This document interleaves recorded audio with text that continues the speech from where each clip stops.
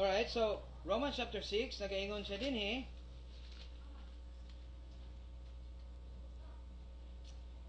Ingon ni Apostol Pablo, what shall we say then? Are we continue to sin so that grace may abound? Ingon niya, magpadayon ba kita diya sa pagpakasala? Or pag kinabuhi sa sala, aron ang grasya magpalabaw? Ingon niya din pag-usab, dili gayod, no? How shall we who died to sin still live in it? So namatay ta, kauban kang Kristo. Ingon niya 3 verse 3, or do you not know, wa ba mo kahibaw? Ingon niya, that all of us who died have been baptized. Now, okay, when we say baptism is mo kini siya ang gitawag nato baptism of water dipping, nagkatawag sila of water immersion, hadlo kay na siya nga term tungod kay tanang believers mga matay, no, kung ingon na. Okay? That's water by means of dipping. Itusno lang unya igawas dayon. Okay? So, it's baptism not of water. This is real baptism into Christ, had been baptized into His death. Gibaptize ta ngadto kang Kristo. Who did baptism into Christ? Kinsa? We understand that it is the Holy Spirit who baptizes us into Christ. Okay? And then kung mabaptize ka into Christ, dili na ka ilubong, dili na ka pwede tanggalon because it is immersion ang iyang gigamit din nga pamagi. That is bapto, no? Sa Greek. Dili siya sa tawag ni lahi siya nga Greek word ang gigamit, but all the same as gitawag nato sa English nga baptize. Bapto is when you are in this area, o gibutang ka diya. Okay? And baptizo, okay, is only by dipping. Okay? So, di na ka pwede matanggal diha, and it's the Holy Spirit nga trabaho sa imuha aron ma-identify ka ngadto sa kamatayon ni Kristo. Okay? Inya, had been baptized into His death. Inya, wa mo hibaw nga kinsa man ang na-identify diha kang Kristo, na-identify ngadto siyang kamatayon. Dini, almost 2,000 years ago. Okay?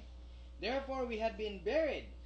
Kung namatay man si Kristo din He is also buried. Right? We are also buried with Him through baptism of His death. Now, dili lang diay ang iyang kamatayon dito sa cross ang naghatag sa tuwa og identification nga namatay ta kauban kang Kristo, kundi apil diay ang iyang pagkaunsa, paglubong. Okay? Na si Kristo dinhi gilubong.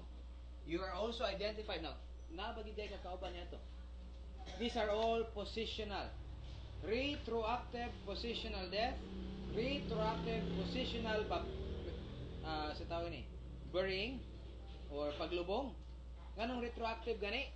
Tungod kay during this time, we are in the present day 2012, mubalik ta ngadto sa time.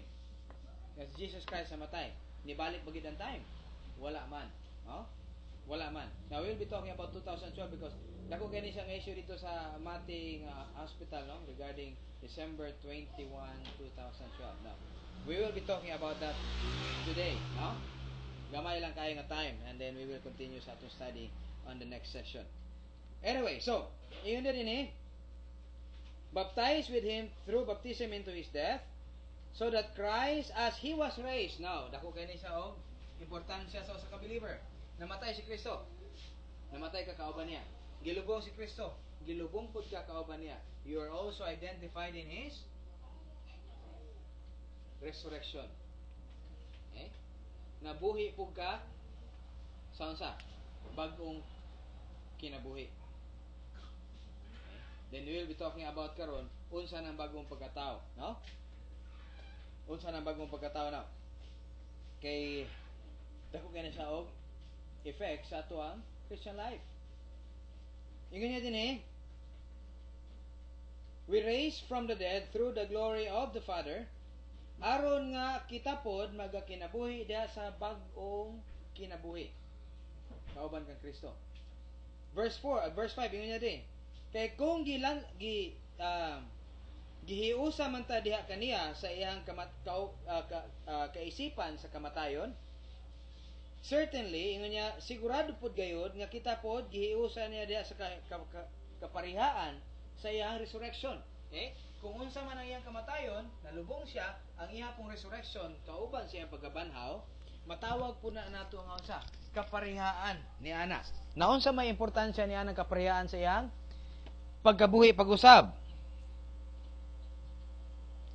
Verse 6 ingon niya diri, knowing this, tungod sa nahibal-an nato niini, kay nahibaluan naman nato ni nga mga butang, ingon niya diri, ang atoang karaan nga pagkatao is crucified kauban kang Kristo dito sa cross, no?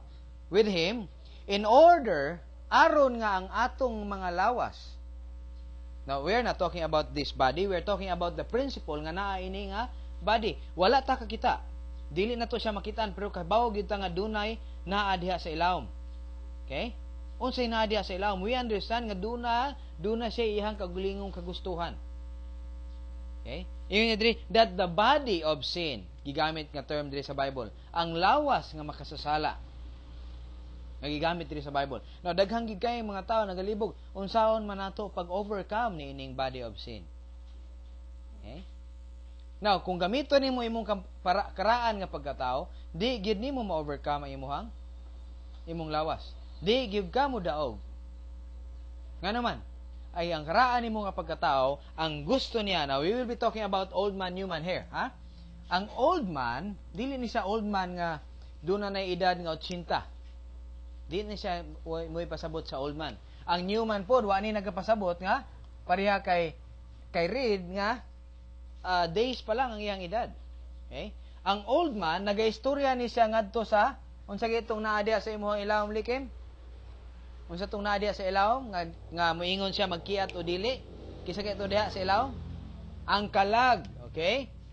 Ang kalag, ang soul sa tao, doon na siya gitawag nato nga area nga pwede siya magpili.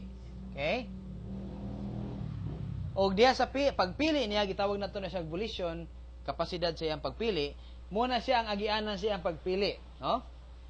Kaniadto, ang tao, wala pa siya laing pilian, tungod kay kaning new man, mo kini siya ang nagapagusto ngadto sa balaan nga espiritu, the Holy Spirit. Ang kani siyang old man, mo po siya ang nagapagusto sa, unsa man? Sa sin nature. Okay? Sa makasasala nga lawas. No?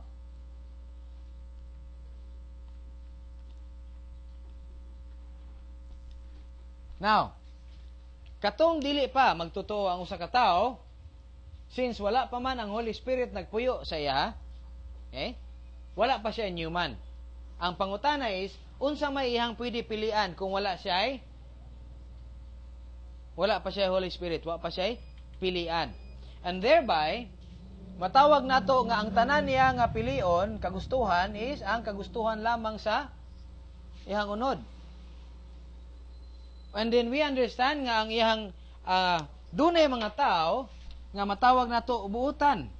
Doon na po yung mga tao nga matawag nato unsa man? Kasagaran sa mga tao, tawag nila salbahis, mga daotan.